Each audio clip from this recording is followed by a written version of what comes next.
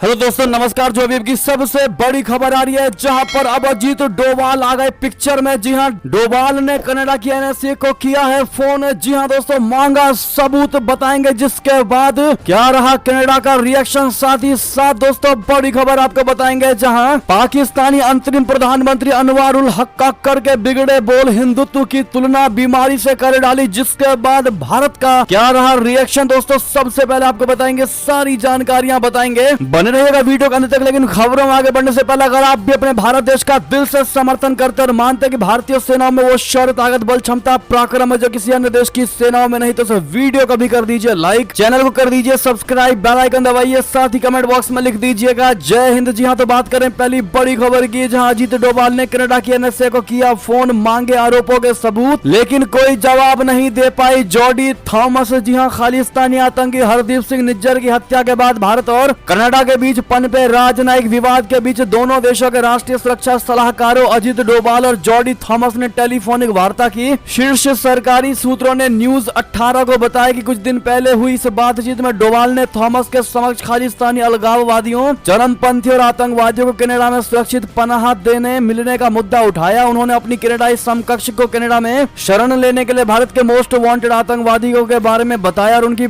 सूची भी सौंपी। ऐसे में भारत के राष्ट्रीय सुरक्षा सलाहकार ने वांछित अपराधियों की जानकारी और लोकेशन भी जॉडी थॉमस के साथ शेयर किया। कनाडा के राष्ट्रीय सुरक्षा सलाहकार ने अपने भारतीय समकक्ष अजीत डोभाल से हरदीप सिंह निज्जर की हत्या में भारत की संलिप्तता के आरोपों को दोहराया। एनएसए अजीत डोभाल ने जोड़ी से कनाडा के बेतुके आरोपों के पक्ष में सबूत मांगे, लेकिन कनाडाई एनएसए सबूत उपलब्ध नहीं करवा सकी। अजीत डोभाल ने जोडी थॉमस से कहा कि अगर कनाडा ने अपने आरोपों के पक्ष में सबूत और इनपुट मुहैया कराता है तो भारत जांच करने को तैयार है। एक दिन पहले पता चला था कि कनाडा की राष्ट्रीय सुरक्षा सलाहकार जॉडी थॉमस ने पिछले महीने 2 बार भारत का दौरा किया था। दावा है कि दोनों ही बार उन्होंने भारत के राष्ट्रीय सुरक्षा सलाहकार अजीत डोभाल से मुलाकात की थी और खालिस्तानी हरदीप सिंह निज्जर की हत्या का मुद्दा उठाया था। द इंडियन एक्सप्रेस की रिपोर्ट के मुताबिक कनाडा की राष्ट्रीय सुरक्षा और खुफिया सलाहकार इस साल अगस्त में और G20 समिट के दौरान भारत आई थी। दोनों ही बार उन्होंने अजीत डोभाल के साथ मीटिंग की थी। अब ऐसे में दोस्तों, अगर कनाडा इस मामले में सबूत नहीं दे पाता है भारत को, तो क्या कनाडा को झुक करके माफी मांगनी चाहिए कि नहीं, बताइएगा जरूर कमेंट में। क्योंकि जब तुम पर सबूत ही नहीं है उसके बाद भी तुम भारत को ब्लेम करने की कोशिश कर रहे हो और भारत को तुमने पूरे दुनिया में गिराने की कोशिश की बिना सबूत के। अगर आप भी मानते हैं बहुत बड़ा जुल्म किया है कनाडा ने, और कनाडा के प्रधानमंत्री जस्टिन ट्रूडो को उसी तरीके से संसद में खड़े होकर के माफी मांगनी चाहिए भारत से, तो अपनी राय बच रखिएगा। दोस्तों आज जितना ज्यादा इस वीडियो को शेयर कर दीजिएगा व्हाट्सएप, फेसबुक, ट्विटर पर। चलता अगली खबर की तरफ, जहां आतंकी हरदीप के मरने पर बिलबिलाई इल्हान उमर, उगला जहर, कहा भारत ने अमेरिका में भी चलाया होगा ऑपरेशन। बता दे, भारत और कनाडा के बीच जारी खालिस्तानी आतंकी हरदीप सिंह निज्जर की हत्या के मामले में अमेरिका की डेमोक्रेटिक पार्टी की सांसद रिप्रेजेंटेटिव इल्हान उमर भी कूद गई। इल्हान उमर अपने एंटी इंडिया एजेंडे के लिए कुख्यात रही, आप सभी जानते ही होंगे, और वो पाकिस्तान की चहेती रही है। उन्हें कई मौकों पर भारत के खिलाफ जहर उगलते देखा गया है। जब वो हमेशा भारत के खिलाफ जहर उगलती है तो इस मुद्दे को आखिर वो कैसे छोड़ सकती है। इस बार इल्हान उमर ने मांग की है कि अमेरिका में भी जांच होनी चाहिए कि क्या भारत ने कनाडा जैसा ऑपरेशन अमेरिका में भी तो नहीं किया है। इल्हान उमर ने सोशल मीडिया एक्स पर लिखा है कि कनाडा के नागरिक हरदीप सिंह निज्जर की भारत सरकार द्वारा हत्या किए जाने का आरोप बेहद चिंताजनक है। अमेरिका को कनाडाई जांच का पूरा समर्थन करना चाहिए। इल्हान उमर ने आगे लिखा कि हम इस बारे में भी जानकारी देने का अनुरोध कर रहे हैं कि क्या संयुक्त राज्य अमेरिका में भी कहीं इस तरह का ऑपरेशन तो नहीं चलाया गया भारत के द्वारा। इसकी जांच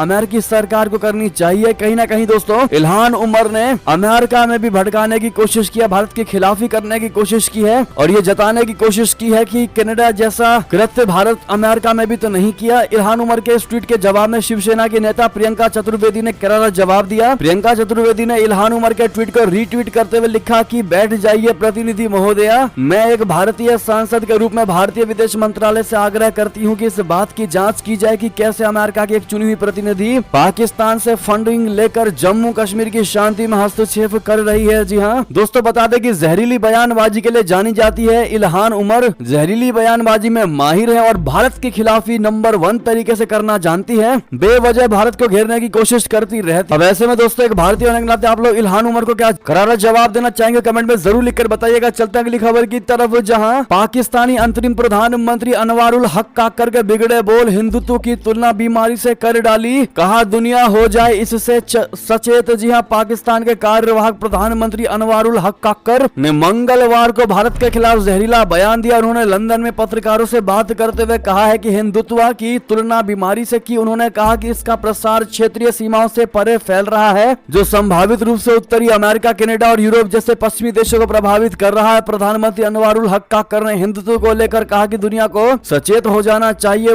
वे जाग जाएं। हिंदुत्व मानसिकता चाहती है कि अल्पसंख्यक पूरी तरह से योग्य ना बने, बल्कि एक साधारण नागरिक ही की तरह बनी रहे। पाकिस्तानी न्यूज आर्य ने स्टेट न्यूज एजेंसी की रिपोर्ट के हवाले से बताया कि प्रधानमंत्री काकर ने कहा कि सत्तावादी मानसिकता का अभ्यास अल्पसंख्यक समुदायों के सैकड़ों लोगों की हत्या, गौरक्षक को सक्रिय करने और मुसलमानों, ईसाइयों, जैनियों और अन्य सहित अल्पसंख्यकों को टारगेट करने वाले कानूनों की घोषणा के रूप में किया गया था। अब ऐसे में दोस्तों जिस प्रकार से हिंदुत्व को बीमारी बताई गई है अनवारुल हक काकर के द्वारा, वो भी पाकिस्तानी पीएम के द्वारा, दोस्तों कहीं ना कहीं आपका जवाब तो बनता ही है। दोस्तों पूरी दुनिया ये जानती है कि पाकिस्तान के अल्पसंख्यकों पर कितना अत्याचार होता है, उसके बाद भी पाकिस्तान भारत के अल्पसंख्यकों को घेरने की कोशिश करती रहती है। दोस्तों अगर खबर की बात करें जहां पर इंडिया में कुछ भी बोलने पर बुलडोजर चला देते हैं, जी हां, भागकर पाकिस्तान पहुंचे बाप बेटे बुनने लगे कहानी, कहने लगे कि मैं वापस दिल्ली नहीं जाऊंगा। पाकिस्तान पहुंचे भारत के मोहम्मद और इशाक, उत्पीड़न के लगाए गंभीर आरोप। बता दें भारत से एक बाप बेटे अपना घर छोड़कर पड़ोसी मुल्क पाकिस्तान पहुंच गए हैं। इन दोनों ने कथित तौर पर धार्मिक अत्याचार का आरोप लगाया है और भारत के खिलाफ जहर उगला है। पाकिस्तान का दावा है कि बाप बेटे अवैध रूप से पाकिस्तान में घुसे हैं। ये दोनों अफगानिस्तान बॉर्डर से भारत छोड़कर भागे हैं। इनका नई दिल्ली में अपना घर है, उनसे पूछताछ की जा रही है। पाकिस्तान की पुलिस के मुताबिक 70 वर्षीय मोहम्मद हसनैन और उनके 31 वर्षीय बेटे इशाक अमीर ने पाकिस्तान अफगान बॉर्डर से अवैध रूप से पाकिस्तान में प्रवेश किया। दोनों ने करीब 14 दिन पहले बलूचिस्तान प्रांत के चमन में एंट्री की थी। दोनों को हिरासत में लिया गया। वर्तमान में कराची में ईदी वेलफेयर ट्रस्ट के आश्रय गृह में रह रहे हैं। दोस्तों मोहम्मद हसनैन ने पाकिस्तान जाकर बताया कि अगर पाकिस्तान अधिकारी हमें जेल में डालना चाहते हैं तो हम इसके लिए तैयार हैं। हम बिना कानूनी दस्तावेजों के साथ आए हैं, लेकिन हम शरण लेना चाहते हैं। हसनैन और अमीर का कहना है कि वो नई दिल्ली के गौतमपुरी इलाके के रहने वाले हैं, वहाँ उनका घर है। उन्होंने आरोप लगाया कि उन्हें लंबे समय तक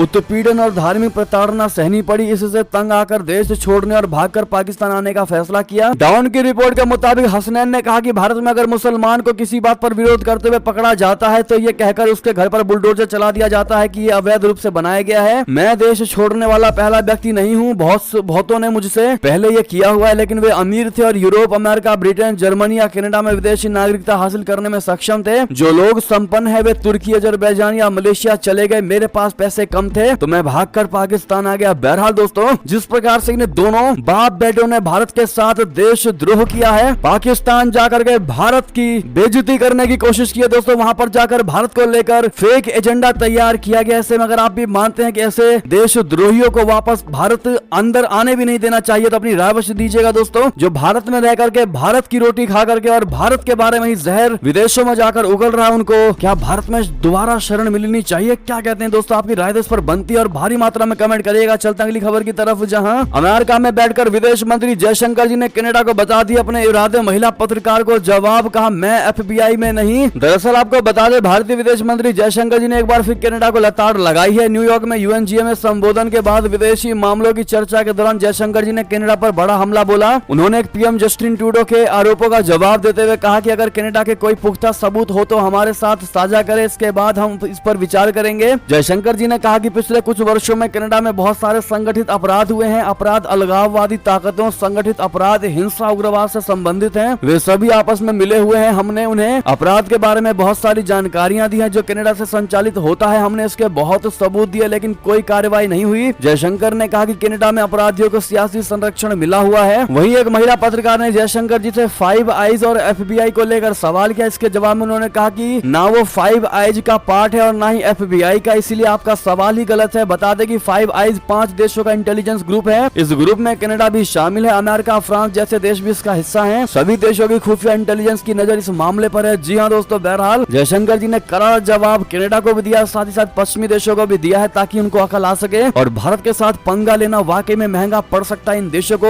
ये भी रियलाइज जयशंकर जी ने इनको करवा दिया। बहरहाल दोस्तों थैंक यू जयशंकर जी, कहना मत भूलिएगा। और ये तो भी की सारी बड़ी खबरें, अगर आपको थोड़ी भी खबर अच्छी लगी है तो इस वीडियो को दोस्तों में, भाइयों में, रिश्तेदारों में शेयर जरूर कर दीजिएगा, व्हाट्सएप, फेसबुक, ट्विटर के माध्यम से। और अभी कर दीजिए इस वीडियो को लाइक, चैनल कर दीजिए सब्सक्राइब, बेल आइकन दबाइए, साथ ही कमेंट बॉक्स में लिख दीजिएगा जय हिंद जय भारत। और यहाँ तक बने रहने के लिए आप सभी का